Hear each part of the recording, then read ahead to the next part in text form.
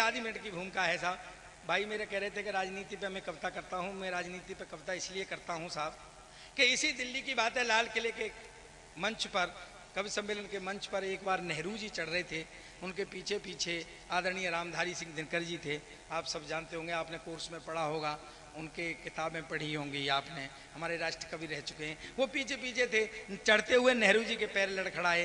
रामधारी सिंह दिनकर जी ने उनको थाम लिया। मंच पर चढ़ने के बाद में नेहरू जी ने कहा धन्यवाद, तो रामधारी सिंह दिनकर जी ने कहा धन्यवाद की कोई आवश्यकता नहीं है, राजनीति जब जब लड़खड़ाई है तब तब उसको कविता ने सहारा दिया है, और राजनीति जब जब लड़खड़ाई। बहुत अच्छे, क्या बात है, वाह वाह वाह। इसलिए साहब मैं राजनीति पर लिखता हूं।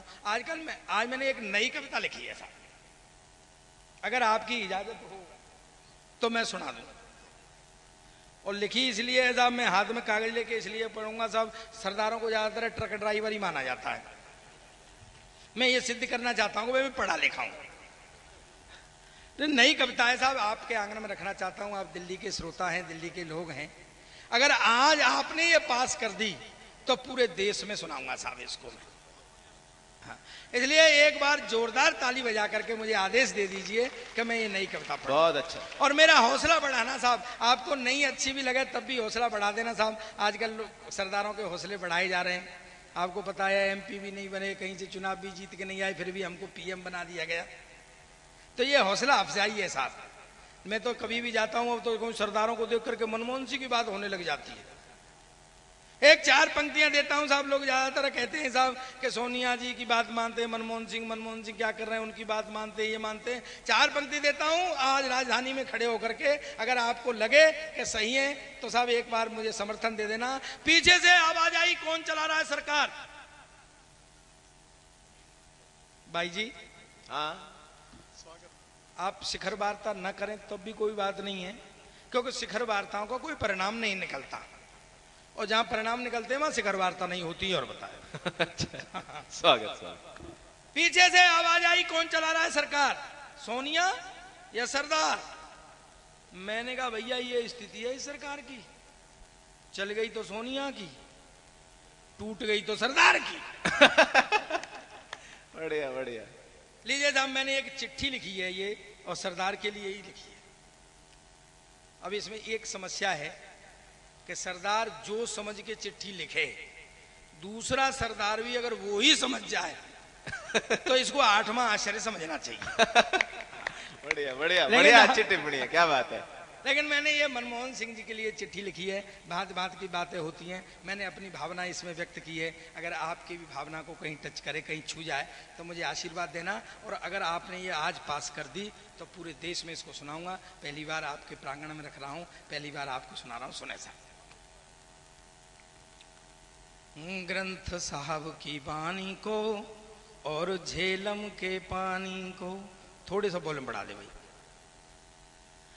ग्रंथ साहब की वाणी को और झेलम के पानी को, ग्रंथ साहब की वाणी को और झेलम के पानी को, मनमोहन सिंह भूल न जाना गुरुओं की कुर्बानी को, और झेलम के पानी को, ग्रंथ साहब की वाणी को और झेलम।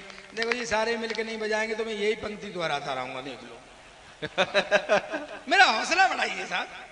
भाई देखो यहाँ पे इतना जितने सब बैठे हुए हैं, ये मानी हुई बात है कि जिस घर में एक बेटा होता है उसको सबसे ज्यादा प्यार मिलता है, और मैं यहाँ अकेला बैठा हूं तो मुझे प्यार आपका अपेक्षित है साहब। ग्रंथ साहब की वाणी को और झेलम के पानी को, मनमोहन सिंह भूल न जाना गुरुओं की कुर्बानी। क्या बात है। और झेलम के पानी को, और झेलम के पानी को, और झेलम के पानी को। बंद सुने साहब, जैसा मैंने सोचा वैसा मैंने लिखा, आदरणीय आपको समर्पित करता हूं। सुने साहब। स्वागत। मत भूलो ये भरत वीर का जो सिंहासन खास मिला, तुमको 1 अरब भारत की जनता का विश्वास मिला, तुम पर है आरोप पराई सदा कृपा पर पलते हो, स्व विवेक से नहीं दूसरों के कहने पर चलते हो, इसमें कोई बात नहीं यदि सिख तुम्हारा सच्चा है, सलाह मशवरा संग साथियों से भी लेना अच्छा है। लेकिन ऐसे निर्णय जिनसे देश की इज्जत लुटती हो और हमारी देशभक्ति पर शक की उंगली उठती हो, मीठी मीठी सलाह तुम्हारे अंतर मन छू जाती हो, किंतु विदेशी षड्यंत्रों की उनमें से बू आती हो, करना सख्त विरोध वहीं सीना ताने डट जाना तुम, पूरा देश साथ में होगा पीछे मत हट जाना। क्या बात है, वाह वाह वाह वाह वाह। बहुत बहुत धन्यवाद, आपने समर्थन दिया, मेरा हौसला बढ़ा। तुम में रूप झलकता है, ऊंचा हो सम्मान भले ही 10 जनपथ की ड्योढ़ी का। 2 पंक्तियां दे रहा हूं, अगर आपके मन छू जाए तो तालियों से स्वागत करना। ऊंचा हो सम्मान भले ही 10 जनपथ की ड्योढ़ी का, लेकिन देशभक्ति के आगे मोल नहीं 2 कौड़ी का।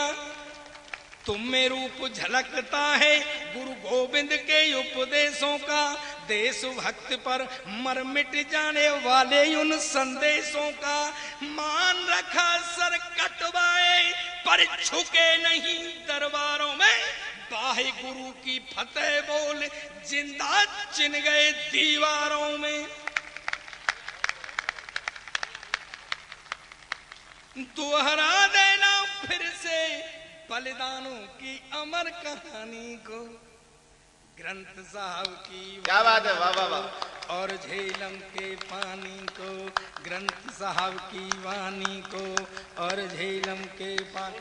और एक बंद पढ़ता हूं साहब, आप मेरा हौसला बढ़ा रहे हैं, मुझे लगता है पप्पू पास हो गया।